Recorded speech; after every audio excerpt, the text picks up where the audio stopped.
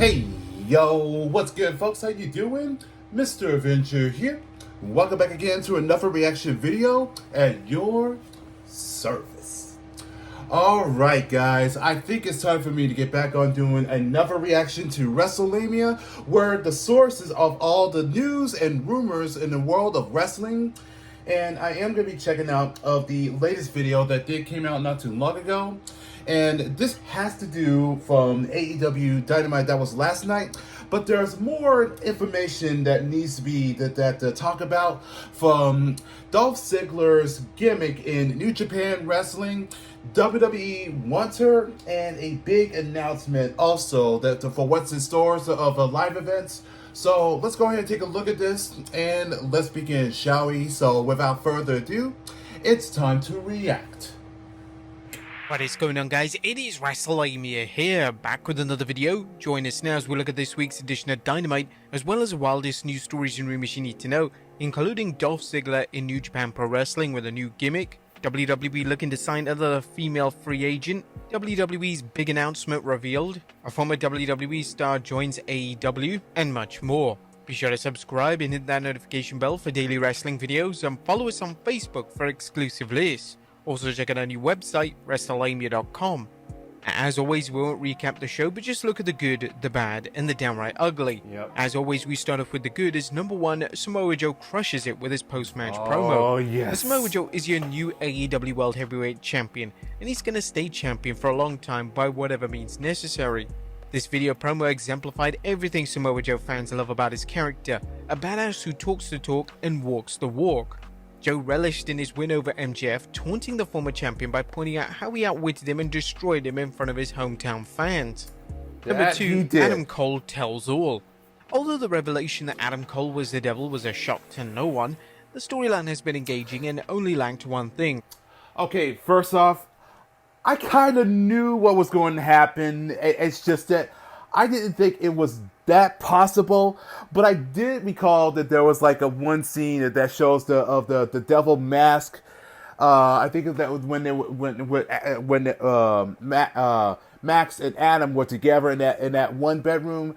It kind of gave a little hint there, but I gotta say that I was surprised, and especially to Wardlow, I was like, damn. I had a feeling. Cole's not so shocking betrayal of MJF. Cole laid out his master plan and why he went out of his way to destroy MJF physically and spiritually. He also unveiled the Undisputed Kingdom's blueprint for taking over AEW, including the group's members targeting various titles in AEW. Cole even set the stage for an eventual rift with current faction member Wardlow as WWE World Heavyweight Championship, but turned it over to Cole once Adam is fully recovered from his injury. Number 3, Christian keeps up his scumbag game. Who better than Christian when it comes to playing the scumbag? Don Callis comes close, but Captain Charisma's celebratory promo was a, dare we say, instant classic as Cage explained why he's 2-0 against Adam Copeland, ignoring his loss at World's End and saying he's done fighting the Rated R superstar. Cage also took credit for his shocking win over Adam Copeland for the TNT Championship, ignoring Luchasaurus' pivotal role in taking out Adam after his match with Cage and Luchasaurus handing Cage his contract for a TNT match. Everyone knows that Luchasaurus is finally going to tire of Christian Cage, but AEW has done a terrific job keeping them guessing as to how much abuse the man in the dinosaur mask will take before snapping. Number 4, Darby Allin vs Takeshita Epic. Darby Allin vs Takeshita was a kind of match that appeals to AEW's fanbase.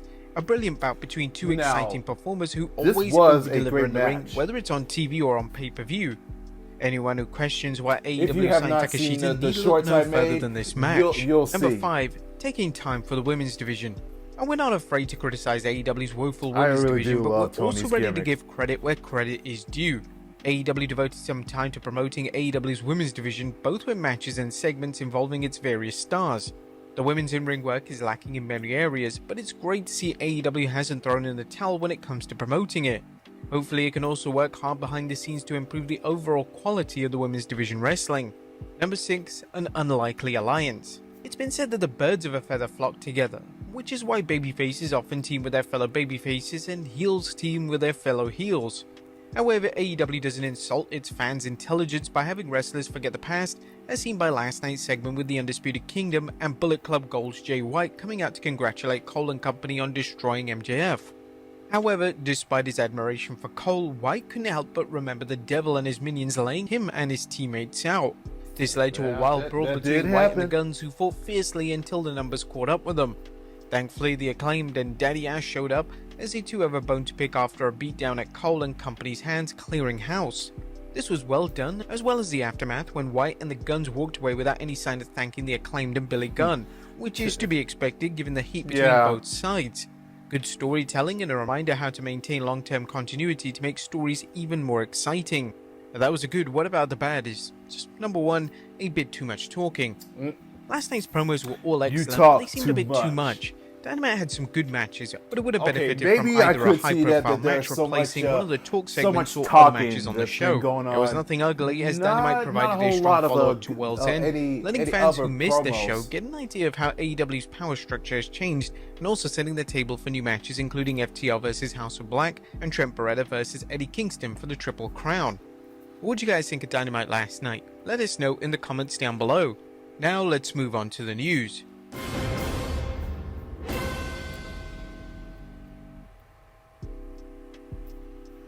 At first, we looks at wrestling's free agent frenzy.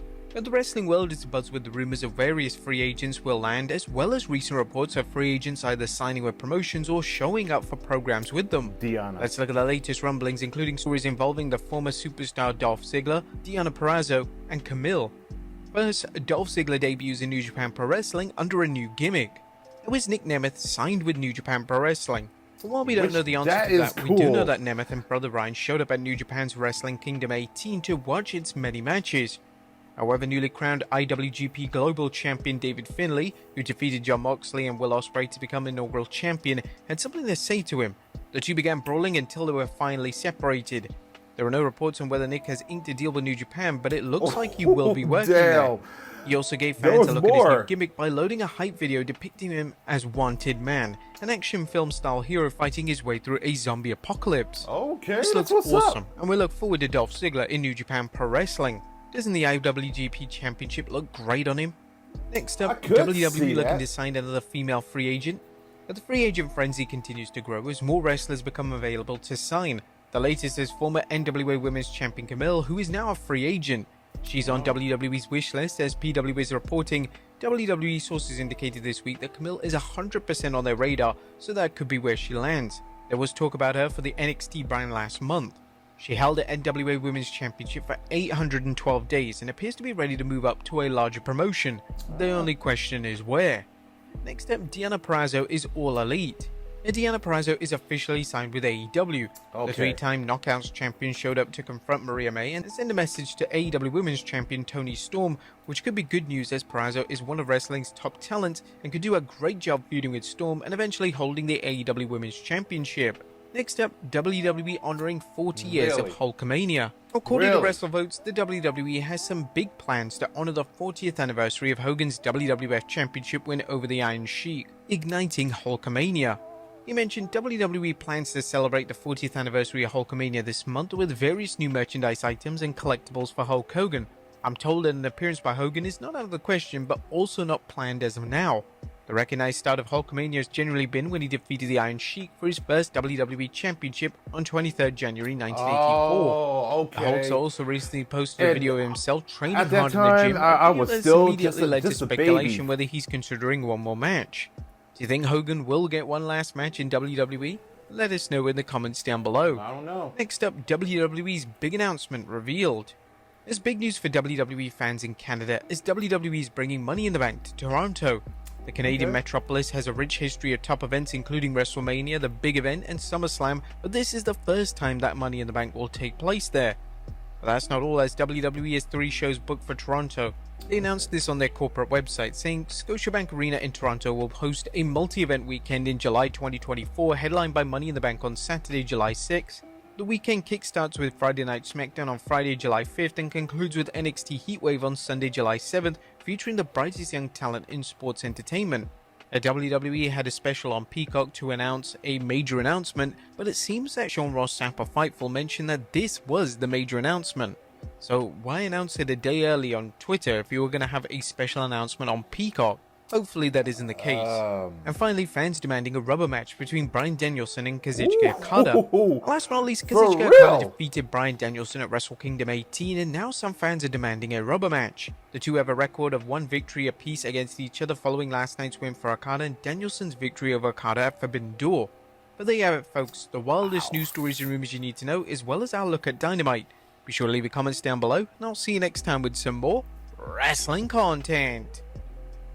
Okay, I could see a rubber match between Bryan and Okada, because these two are very of a top wrestlers in their own rights, and I have seen a little bit of a snippet of their match, so I wouldn't mind it if I want to see those two one more time, because I mean, you know, having a rivalry that speaks a lot of volumes there. Okay, first off, as I said, I knew there was something that was a little off between Adam Cole and with Max. I mean, look, it makes sense that the fact that Adam and Roderick Strong are best friends, and there's no reason they would be separated or be this much bickering. But this was a well planned, and that was such an executed just to screw Max off and just to crush his spirit and his A game. And I will say the big props are for Samoa Joe being as the new AEW World Champion, and it is right because he is a heartless SOB. So let's give to that. Now, Nick, aka Dolph Ziggler, as a wanted man, as a gimmick for New Japan Pro Wrestling, I could see that. I mean, it looks pretty promising, and I think that he could do pretty good in those matches, and that definitely going to give a lot of promos just to sell off like that. I think that this would be an interesting. Okay, and Kamilie, Kamilie, I think that's her name. I'm sorry if I forgot it like 5 seconds, but yeah, I could see likely that she could be on WWE. So the question is that which brand that she's gonna be in, and you want to know what else is that I also hear that the Julia from Stardom there's a good chance that she could join into NXT, making her debut. But that's all the rumors of that what I hear. So there's no telling exactly when will it be happening. Either that's going to be during the spring or summer. That's all I got from this. So definitely this is going to be lots of the things that's going to happen for this year, and especially Money in the Bank is going to take place in Toronto. So I know that this is going to be a huge moment. So I'm cool with that. So it is just what it is. But if you guys enjoyed that, and if you did, let's leave it a likes, and also leave a comments down below. And don't forget to subscribe to Wrestlelamia. If you guys do enjoy that video, just be sure to leave a likes and show some love. And that gives the support, and every little help that counts. And I'll catch y'all in the next video. So take care and peace.